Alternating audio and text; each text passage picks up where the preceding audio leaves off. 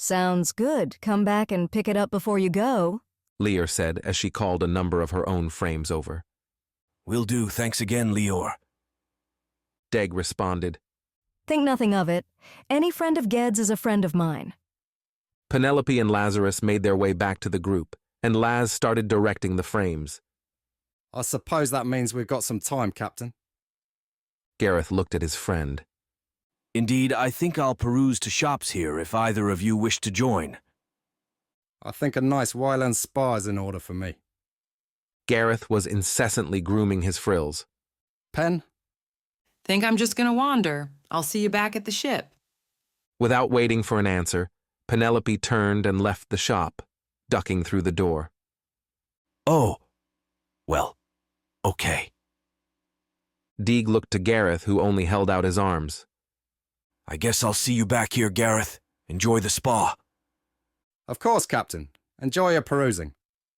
The two split up as they left the shop. Penelope followed Lazarus's directions and quickly found her way to one of the lowest levels of the station.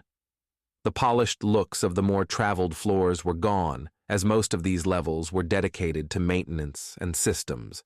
They were manned mostly by frames as well. Soon, though, Penelope came across a door with a single station guard standing by it. Who sent? She stopped as she looked up at the Terran. Without another word, the door slid open. Thanks. Have fun, and needless to say, just don't spread it around, yay?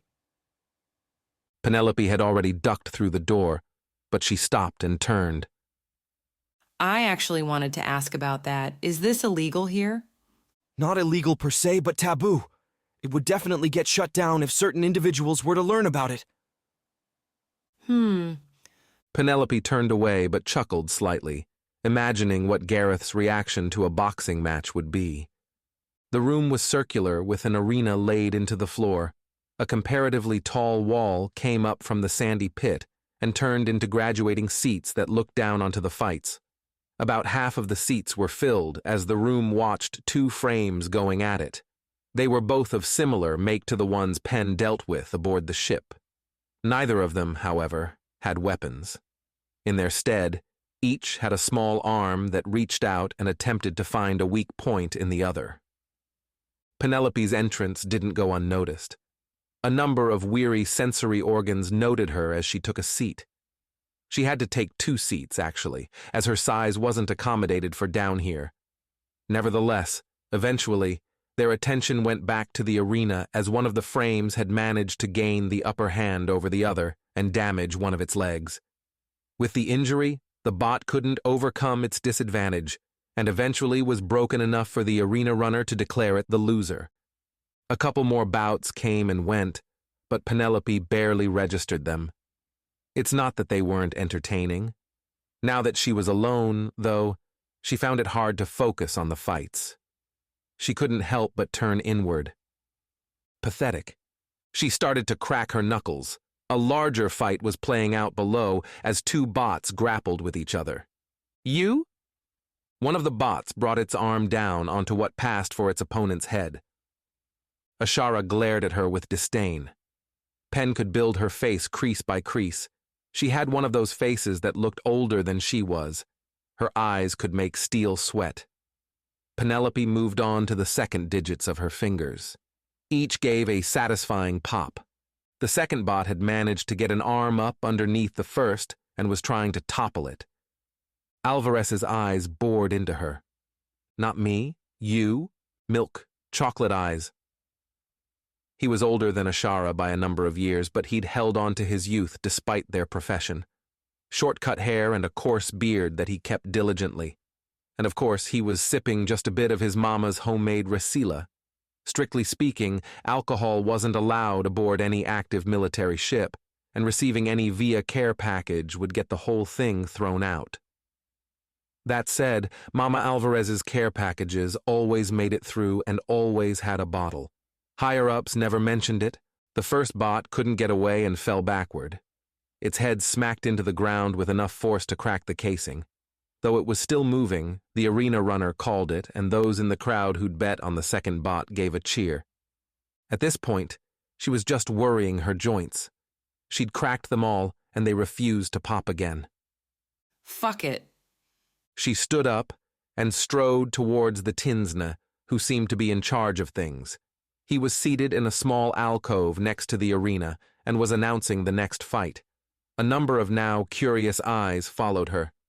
Next up is a returning bot, Zalus, up against the victor of the previous fight. Place your bets. He turned to the human unintentionally towering over him and tapped a screen inlaid into the desk. His voice no longer carried through the room. What can I do for you? I'd like to fight. You have a bot? Terran made? That would be a spectacle. Not a bot, me. I'm fighting. Oh. This is just bots on bots. People fighting? We don't have anyone who would fight you. You don't understand. I'll fight the frames. He almost laughed. Fight a frame? Look, your people have a reputation, but these are machines we're talking about. You can't fight a machine. If you get hurt, I can't. The winning frame of the first fight was sitting near his desk. Penelope picked it up as she spoke. That's not my experience. She said as she crushed its cranium and let it fall to the ground with a thud. Tinson's eyes aren't capable of going wide, but the shock on his face was clear. Not but 2 days ago, I crushed 7 of these things, and besides, look at your audience. It would be quite a show. He hissed as he looked past her. In the lull of the fighting, the audience's attention had shifted to the human in front of him. You are crazy, and I don't want you to get hurt, so a single fight. Against the bot that just won. It's worn down, and if you still get hurt, it's on you. I don't think there's anyone in this station that knows how to fix humans. You understand? Understood. Okay. If you need to stop the fight, just get my attention, I guess. Wave your arms or something. Make it obvious. She nodded. I'll assume that's a yes. He hissed and wobbled his head, but tapped the screen in his desk and began to speak to the entire room. I see all of you looking, and yes, it is happening. This human has requested to hop in the ring against a bot. They have assured me that they won't come to serious harm. As such, we seem to have quite a spectacle for you all tonight. Zalus will be replaced by the human. What do you all think? Can a flesh and blood creature really compete in melee combat with a machine? Place your bets.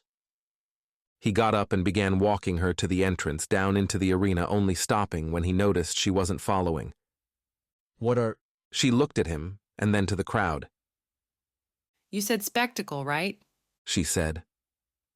Without waiting for a response, she placed a hand on the short wall and vaulted over and down into the pit.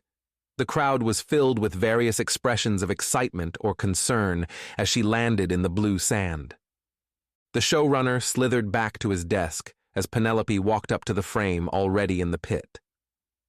Even though the fights had graduated to larger bots, she still stood a few feet taller than her mechanical opponent.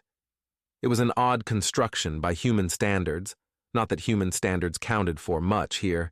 It had 3 legs, 2 came forward while the last went back like a kangaroo using its tail for support. It wasn't tall like a kangaroo, however, quite the opposite. The legs were attached to a sideways teardrop-shaped body with 2 arms coming out from either side. The round side of the teardrop body faced forward and seemed to also pass for a head that sported various sensors. We've all heard stories, folks, but now we'll get to see firsthand. This fight is a human versus a modified Beck 22. Begin. Penelope rolled her shoulders to loosen up and assumed a relaxed fighting stance. Let's see what you've got back, she said. Just as she said it, the frame let out a buzzing noise and lunged forward. Hey everyone, hope you loved the video. Don't forget to give it a thumbs up, hit subscribe for more awesome sci-fi content, and now you can also show your support by hitting the thanks button at the bottom of the video. Your generosity goes a long way. Additionally, if you're feeling extra generous, check out our Ko-Fi page to support the channel. Every bit helps us bring you more stories from the stars. Thanks a bunch.